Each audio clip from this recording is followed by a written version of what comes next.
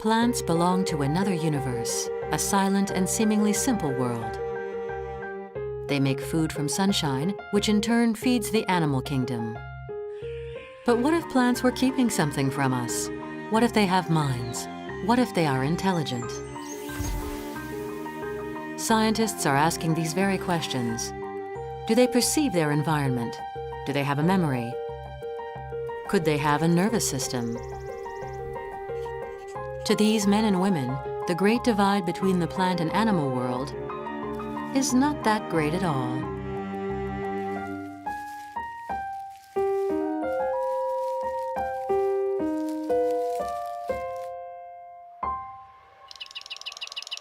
Our investigation into the mind of plants begins with a mystery, a murder mystery.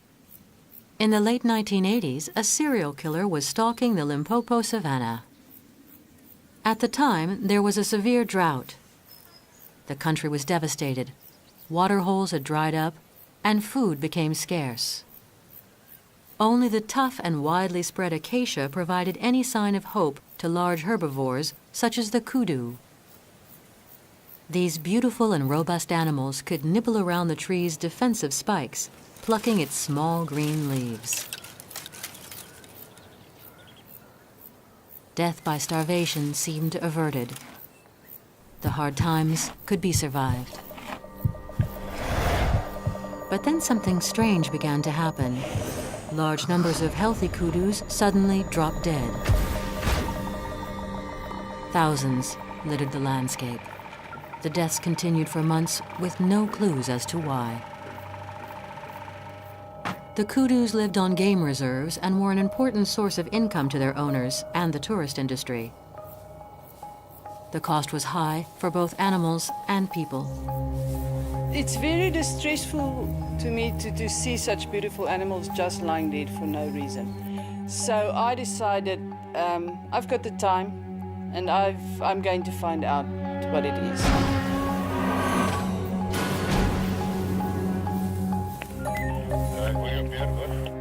I found another dead kudu.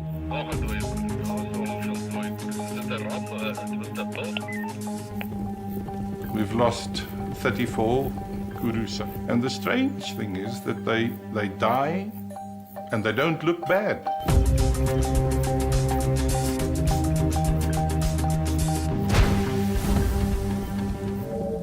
We were very worried at that stage on this situation there. And that's why we've spent the money to try and determine, because the autopsies are expensive.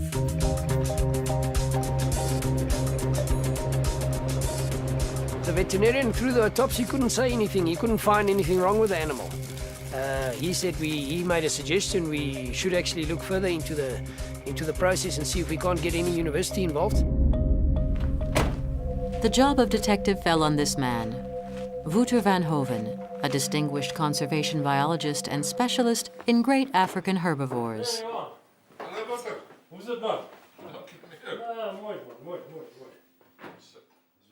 The thing that was the most puzzling in this whole thing of kudus is that there were mortalities on certain ranches, but on other ranches there was no mortalities. And you know, we couldn't understand this because, you know, game ranches are fenced in, and the ranches are very much similar. Some ranches they die, some ranches they don't die. So then we started making a survey, and what we found is that there's a direct relationship between the number of kudu on the ranch per unit of size and the number of mortalities. So mortality was density related. It wasn't much to go on. The more the kudus stayed as a group, the more chance they had of dying.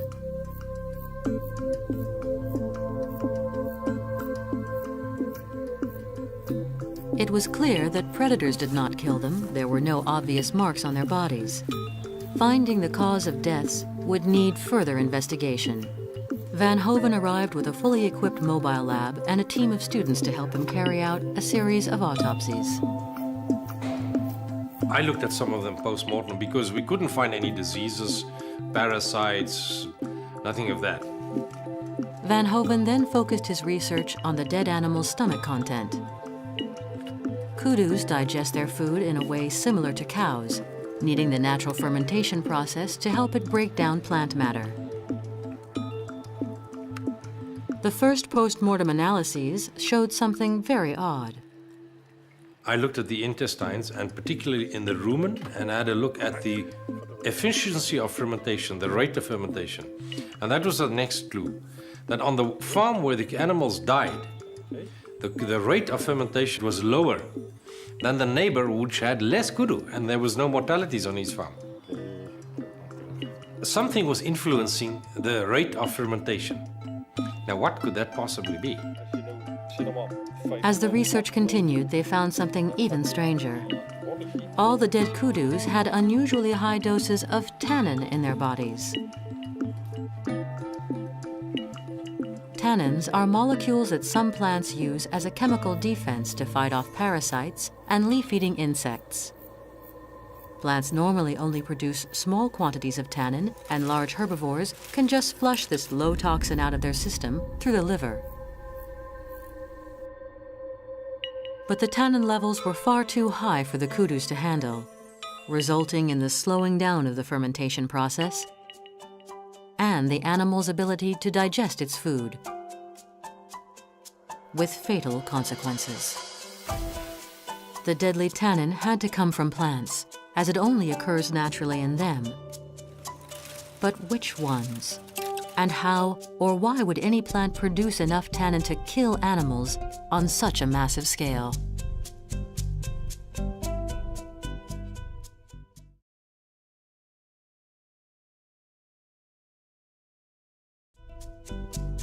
We shouldn't be too surprised to hear that plants kill animals.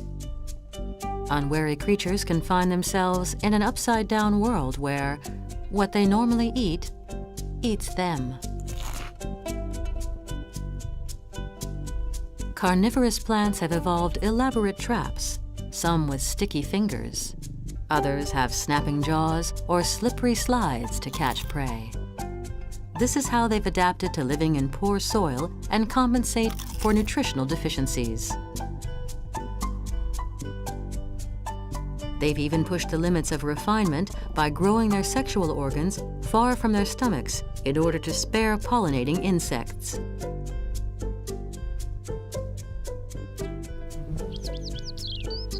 Jean-Jacques Labatte is a specialist in carnivorous plants.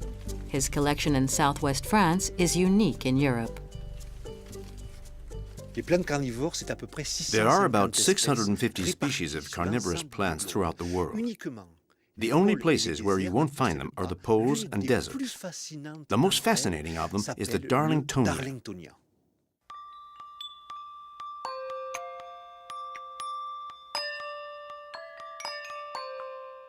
The Darlingtonia, also called the cobra lily, has evolved remarkable urn or trumpet-shaped traps. These urns, which stick out like cobra heads, have an appendage shaped like a mustache or a forked tongue. An insect is attracted by the color and nectar. It lands on the plant and climbs up the length of the tongue. It comes to a hole underneath the dome. Feeding on the nectar, the insect loses its footing and falls to the bottom. There's no water at the bottom, so it will take off again. And there, look, it's fantastic. False windows due to different thicknesses of its cell walls. The insect believes that the light shows him the way out, and for hours it will bump into those fake windows. It will never find the exit that is actually under its feet. After a while, the exhausted insect falls to the bottom, where the plant slowly digests it.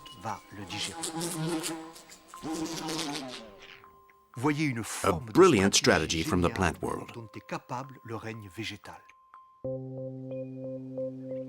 Carnivorous plants are the exception to the rule. In general, the question of who is superior is simply answered, and the line between the two worlds is clear. Plants make their own food using sunlight through a process called photosynthesis, while the animal world feeds on them. We don't just classify plants by the way they make food, but also by movement. Plants are fixed, whereas animals run, crawl, swim, or fly to feed. Yet in the world of single-celled organisms, this line is blurred. Some can act as both an animal and a plant, hunt for food, and use photosynthesis. Today, biologists believe that plants don't share the same evolutionary origins, separating mushrooms, mosses, and others into different kingdoms.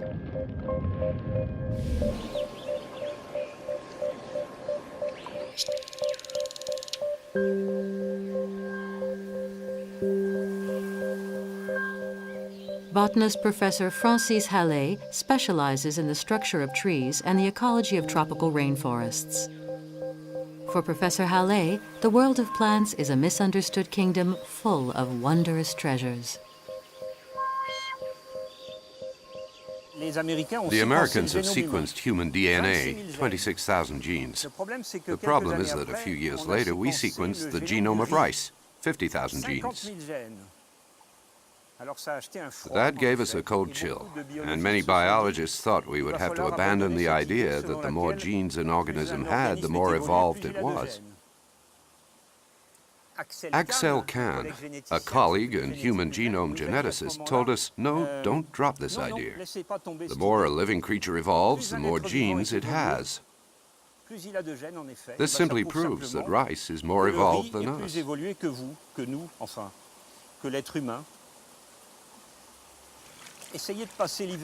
Try spending all winter with your feet in cold water, feeding only from the sun's rays and carbon dioxide.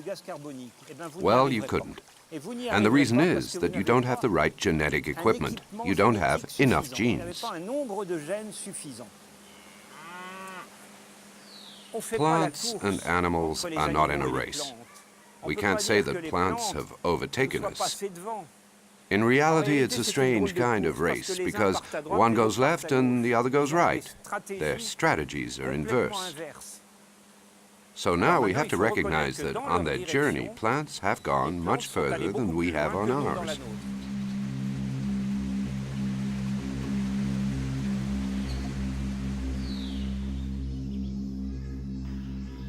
Plants and animals have evolved alongside one another.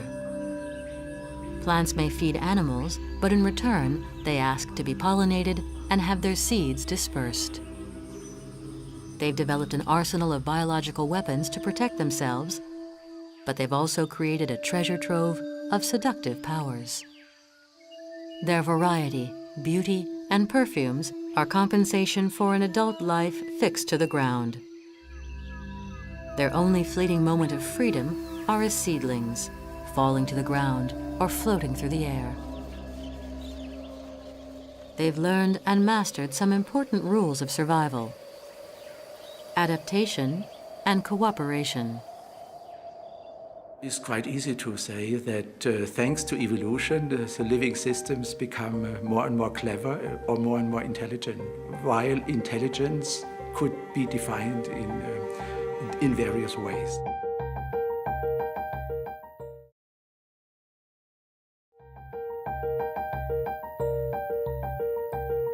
We generally consider intelligence as a combination of things: the perception of our environment and the ability to react to it, having a memory, being able to communicate, interact socially, and having a brain to coordinate it all.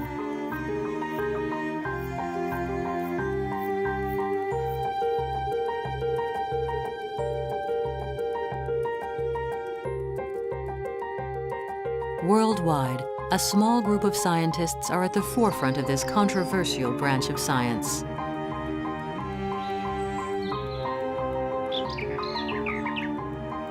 The University of Bonn in Germany is a leader in the research of plant intelligence.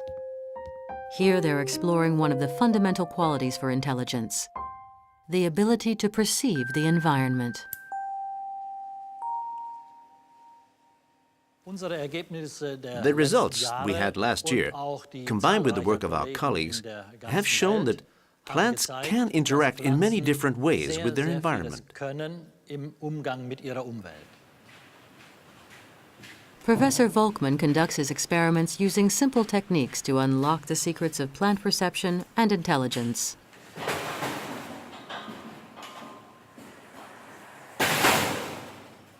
There are several plants like pea and beans developing tendrils to find some support to come up to the light and to the air.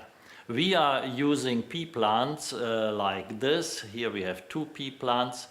And when we are stimulating these tendrils in such a way by a wooden stick 3, 4, or 5 times, then these tendrils will move and respond in direction of the stick in spite of the fact that we removed this stick.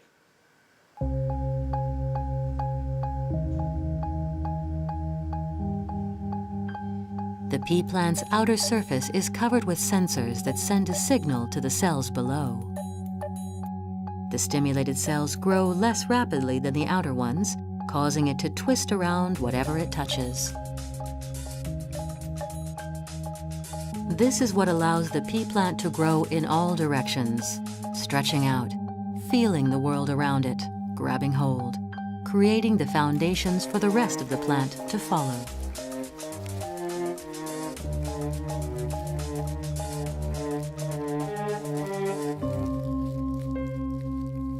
Plants sense their environment.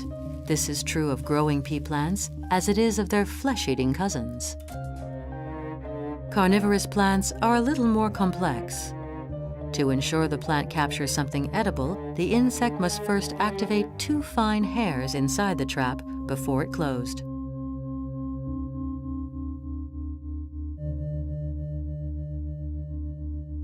Another fast-moving plant is the sensitive. Water pressure against the cell walls keeps its leaves stiff. When it's pinched or stroked, the water pressure drops and the plant quickly sags.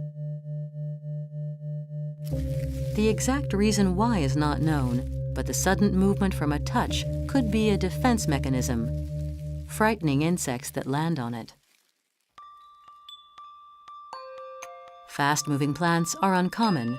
We mostly see them as static, but this is only because we look at them through human time. What are the animals that live the longest? I think it's the giant turtles. They live 3 centuries. This seems a long time to us, but for a plant, it's no time at all. There are millions of 3,000-year-old plants. They can live much longer than that. For example, a Protesea from Tasmania, the king's holly, can live for 43,000 years. And in fact, this plant is in its youth and has no intention of dying. All this is to say that time runs differently for plants than for animals. Scientific studies about plants began less than 100 years ago. In the 1920s, Indian botanist Jagadish Chandra Bose tried to show that plants not only had sensations, but some kind of consciousness. He was well ahead of his time, using electricity to stimulate plants. He launched pioneering research into plant growth and plant reaction to electromagnetic waves.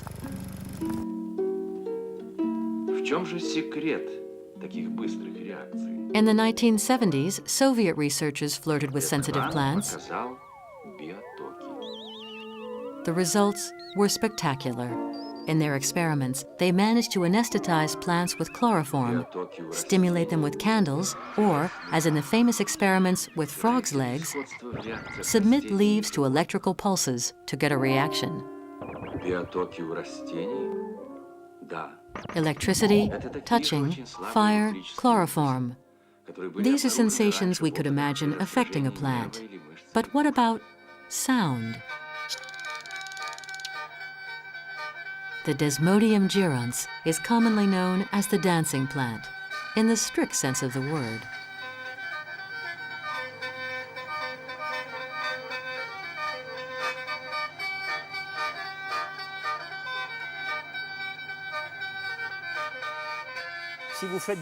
If you make a noise, you'll see the leaves of this plant move incessantly.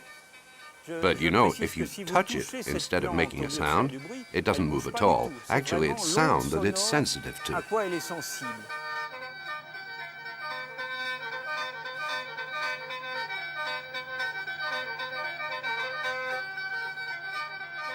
They like people to sing a song to them, They like to hear the nicely speech from the people, not from the artificial sound, like from electronic sound.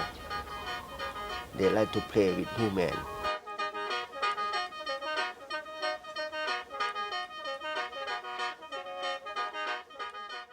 So for us scientists, this is a great problem.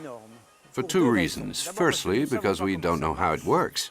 Secondly, and this is perhaps worse, we don't know what it's for. I find this very curious. A plant that makes itself noticed by moving. A predator, a herbivore, a deer, or a horse would see it more if it moved rather than not moving. So there is a real mystery surrounding this plant.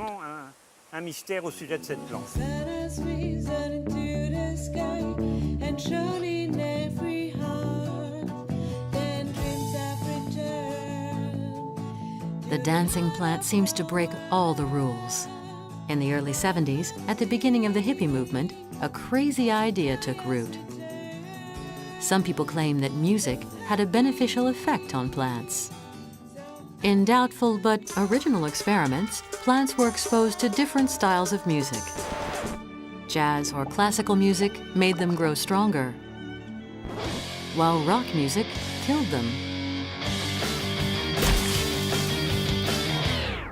The musician Roger Roger even composed music specifically for plants. It was called Rhapsody in Green and was meant to help plants grow and bear fruit.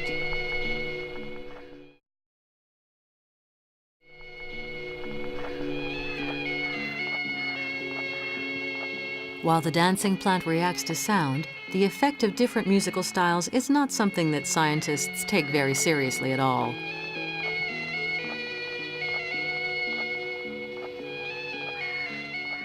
Because science is about facts and supporting evidence. So, back on the crime scene, Van Hoven was searching for both. The pressure was on. The number of dead kudus was climbing. He had to solve this mystery. Van Hoven and his team of science detectives had two important clues. First, the deaths happened when kudus were in dense groups. And second, tannin was the killer, and that had to come from a plant. Their plan was to see if a plant could sense the presence of a dense number of animals. For the purpose of the experiment, they became a gang of ravenous kudus. We then started looking at the tannin content of the same trees. We used acacias, several species of acacias, and we took the leaves, extracted the tannin, and measured the tannin content. And it was very clear that the tannin was up to 4 times higher on the ranches where there was a lot of browse, a lot of eating of the acacias. So that means the tree responds to overutilization because the trees protect themselves. That's chemical defense. They don't want to be eaten all their leaves because then they're going to die. The tree that everyone thought was saving the kudus' lives throughout the terrible drought turned out to be the killer. But another mystery soon emerged. Even the acacias untouched by the kudus had an increased concentration of tannin in their leaves. Van Hoven thought there might be something in the air.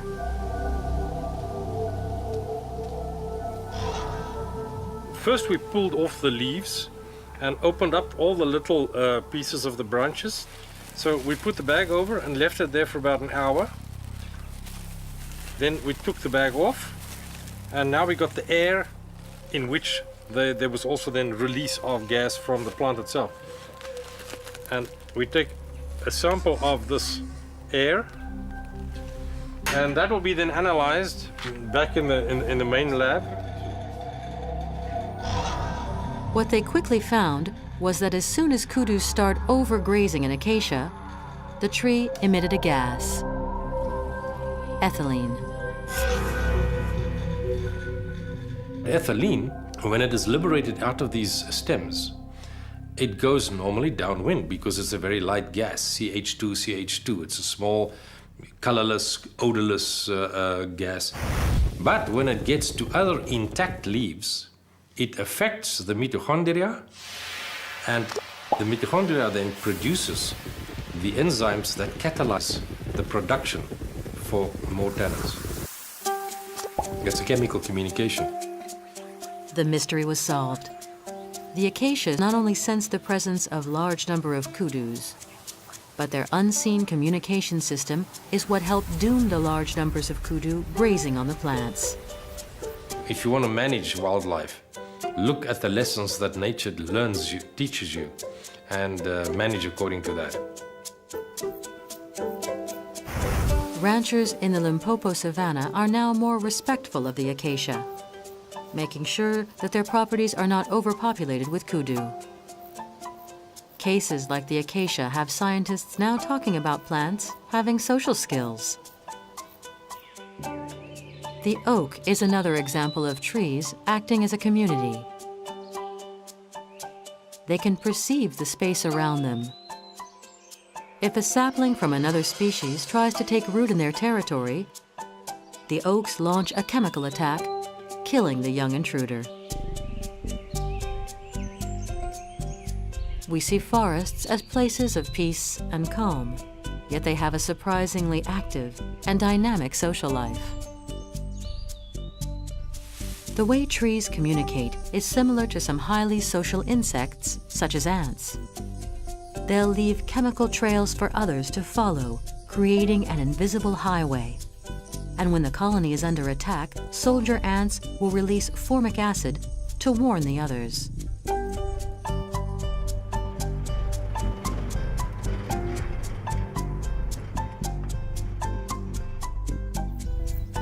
When plants are stimulated by the outside world, their metabolism changes, and this information is communicated through chemistry.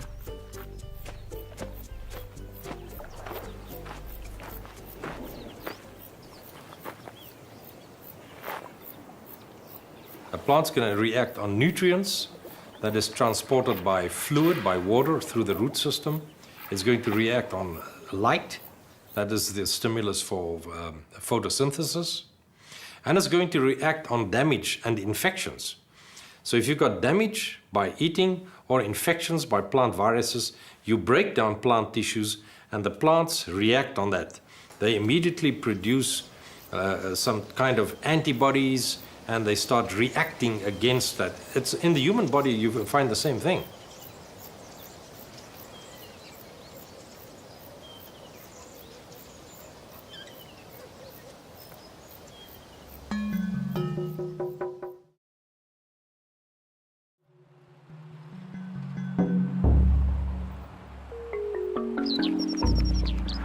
The chemistry that plants use to communicate is complex. Japan is in the forefront of this research. Japanese people and Asian people in general have an insatiable curiosity for plants and animals, for all life around us. This is particularly true in Japan, where the feeling that we are part of nature is very strong. Japan sees unlocking the secrets of the natural world as a source of innovation and prosperity for the future.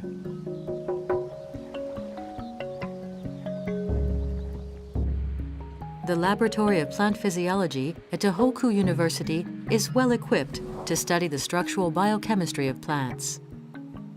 They hope to find out how plants function at the molecular level. So far, they have achieved more than the Soviets ever did in the 1970s. Amongst their experiments, they are asking, how do plants sleep? Do they need sleep? And what happens if they don't?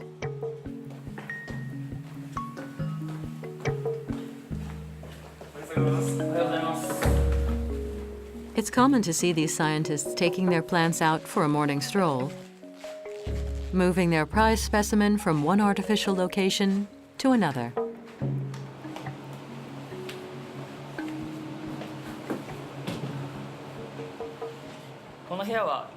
This room is called the Artificial Climate Reproduction Room, where we recreate day and night in a 24-hour cycle. Here we have 3 plants on which we experiment with things like movement and sleep. These 3 plants are called Albizia, Senna, and Cassia. I'm currently working on this plant, the Cassia.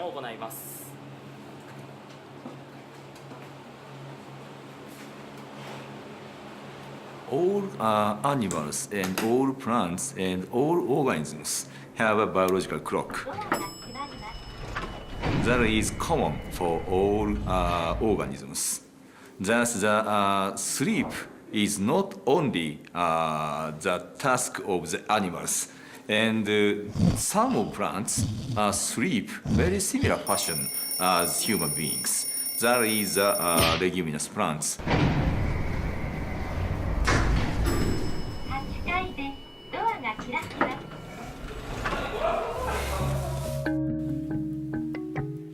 It's 6 p.m. The light is fading. It's time to see how some plants sleep.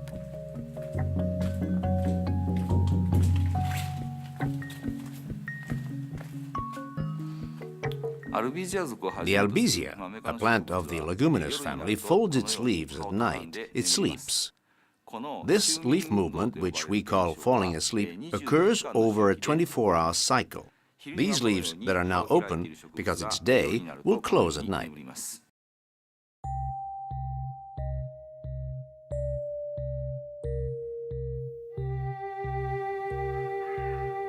In the laboratory, Professor Minoru Ueda and his colleagues sometimes inflict a rather severe treatment on their plants.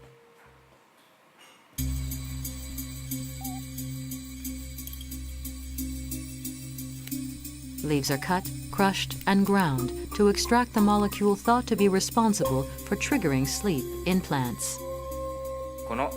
First, I extract the plant's secretion. This process takes about a week. I then purify the extract using a centrifuge. I repeat this process several times. Finally, I end with a pure substance. The plants are then subjected to the purified extracts and their reactions studied.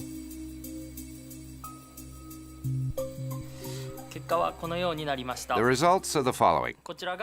Here we've added potassium chelidonate, and here we've only added water. Where we've added potassium chelidonate, the plant closes itself down and its leaves are in a state of sleep. But where we've added water, the plants remain the same. Its leaves remain open. So we can actually see that the chemical substance controls the process of falling asleep.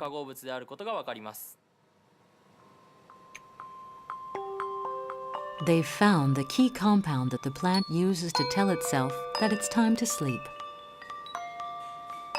By using the same compound in a concentrated form, they can speed up the plant's reaction. What happens if you deny plants sleep? Could they be like us, needing sleep to regenerate their bodies and their minds?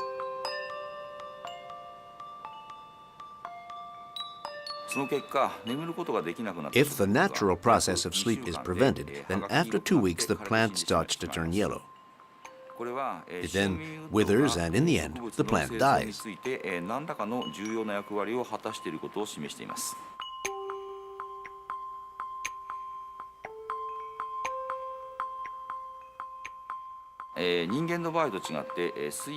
We cannot draw any conclusions. The experiment was inconclusive as to whether the plant died as a result of hygrometry dysfunction because its biological clock was disturbed. We still don't really understand why plants need sleep.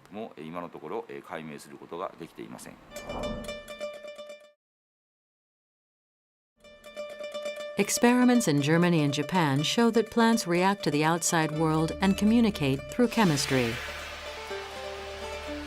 The acacia and oak have even used it to develop social skills. If we accept these abilities in plants, then we have to ask if plants have another essential criteria for intelligence, like memory, being able to retain and recall an event, and learn from it. If we take the case of the dancing plant, then there is little doubt that plants have memory. If you take a dancing plant from the wild that's never had the opportunity to dance because it's too young or came from a quiet area and try to make it dance, then it doesn't do it very well. It moves a little bit, but clearly doesn't do what you'd like it to do. But then, train it to dance day after day, and you'll be surprised to find that day after day it will dance a little better, to the point where it becomes an exceptional ballerina, and it will stay that way. This plant is capable of something that sports people would call training, and that is based on memory. In Germany, Professor Volkmann has found that pea seedlings have the capacity for memory. Here we have 2 pea plants, and we like to investigate if they have a memory and how long this memory is lasting.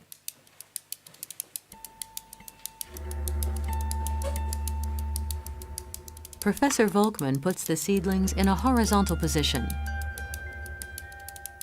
Up is no longer up, but sideways. If the plants were left in this position, they would work out where up is and start growing in a new direction. The root system of some algae works in a similar way. The filaments responsible for keeping the plant in balance are transparent, so the effect can be clearly seen under the microscope. The trapped granules are called statolites, and they are made up of minerals and, being heavier, tell the plant which way is down. We have a similar system in the ear to help us keep our balance. After 30 minutes, Professor Volkmann cools the seedlings down to 4 degrees Celsius, putting them in a suspended state of animation. He wants to see if they'll remember having been put on their sides. After several days, the young peas are taken out of the refrigerator and brought back to room temperature to wake up.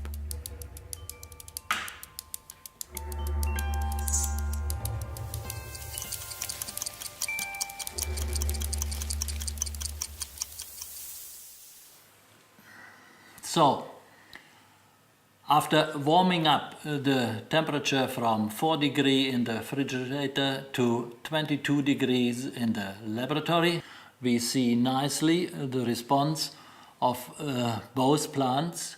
They know exactly where up and down was. They remember their stimulation before the weekend, so at least 4 to 5 days.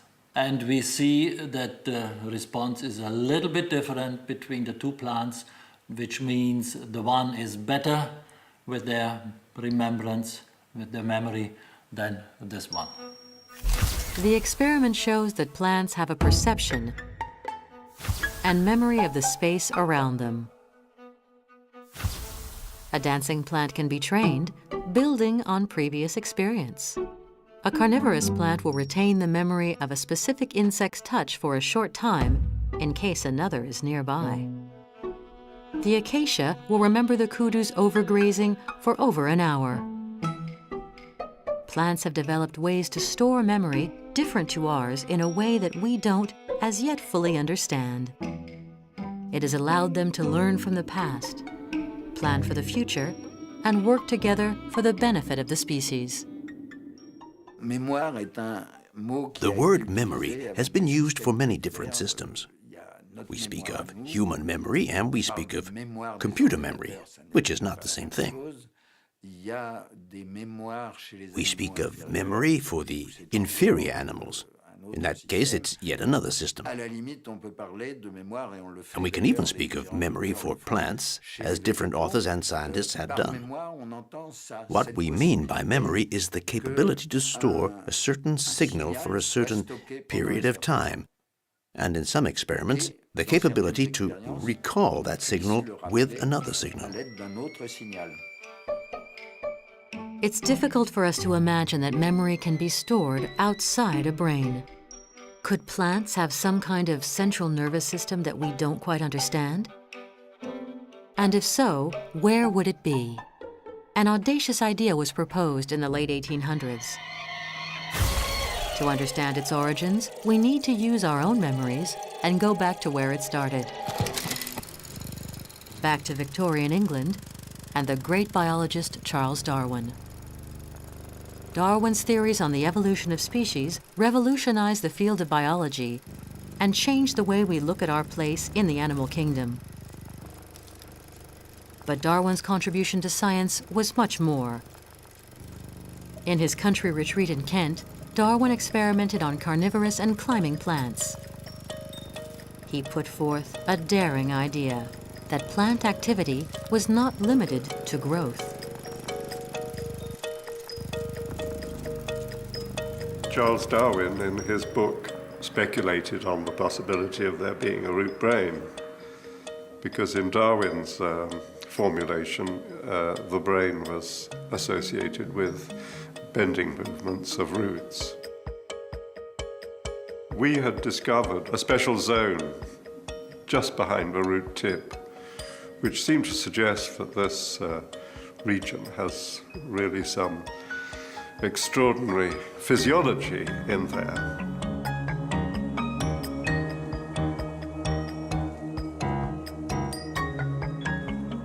Charles Darwin turned the scientific community on its head, and his writings still resonate today. Darwin started with the fact that plants feed through their roots, just like the head of an animal. A plant's roots would act as a central nervous system. This is what we call root-brains theory. The plant keeps its head in the ground and displays its sexual organs to the outside world.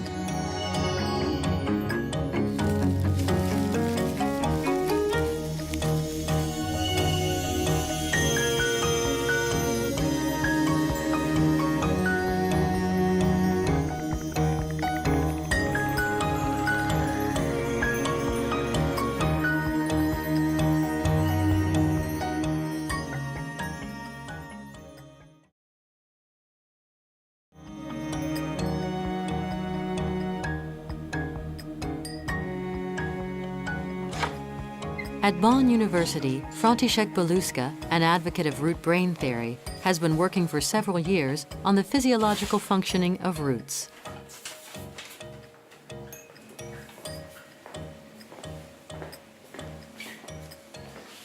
Okay, so these are the seedlings in lung. 3 days old. So the plants are extremely sensitive, although they don't look like to be sensitive, but even any small mechanical stimuli, immediately plants react. They initiate chemical, physical, and even electrical responses, and they screen continuously at least 20 different parameters from environment, and they need to integrate this information all the time in order to be able to adapt. František Beluska has developed special techniques to observe and capture plants in action. So in the first movie, we will see a root with intact root cap. A root is growing up the slope with a worm-like behavior, trying to find a weak place in the substrate. This is not just like very rapid movement. This whole sequence takes some 24 hours. And this touchdown movement is in fact taking some 2-3 hours, during which the root apex is trying to grow down the gravity vector. Under the camera, a root wriggles like a worm, but it's a different story when its cap is cut. The second movie, we see two situations. The lower one is an intact root with a root cap, and the upper root is without root cap, and you will see very nicely that the upper root is not able to perform this worm-like behavior because it is lacking the root cap. The decapped root is growing even faster as a control root, but without any abilities to search for the weakest point, so it will grow just directly straight in line.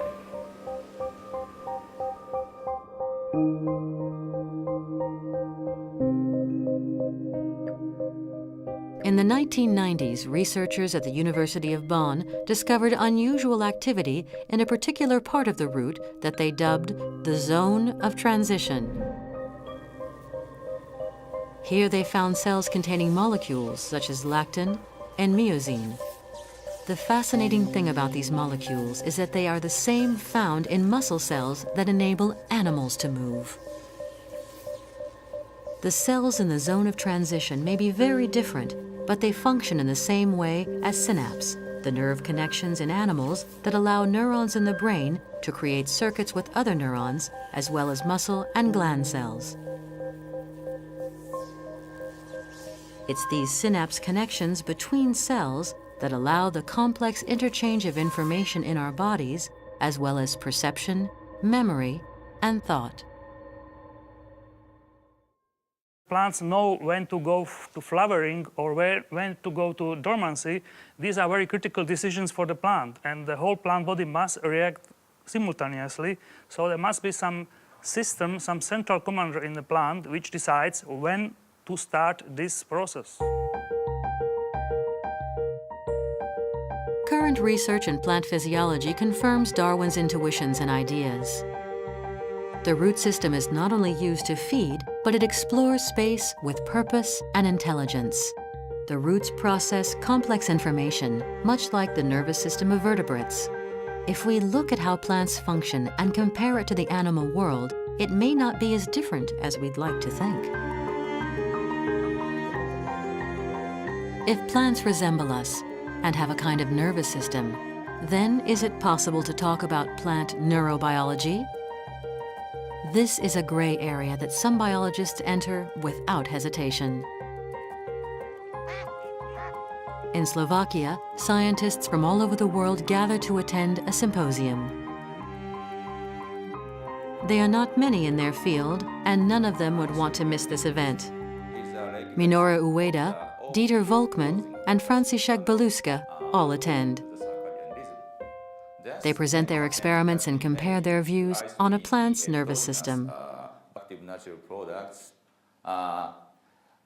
enables a new research. The concept of neurobiology, like the concept of intelligence, means many things to many people. The contradictions and the conflict are very interesting and fun to listen to, perhaps bearing more on the other researchers than on the plant neurobiology group. 20, 40, 60, 80, 20, 40. These discussions are all part of a healthy debate that steers the scientists toward a greater insight into the world of plants. Scientists are quick to point out that plants do not have a brain or a nervous system. But at the same time, they will say that there are huge similarities at the structural and molecular levels with that of a vertebrate's nervous system. Cells may be very different, but they function very much like neurons and synapses that form circuits. The mechanics of how it's done may be different, but the results are almost identical. Plants need to perceive their environment and act intelligently to make the right choices in order to survive.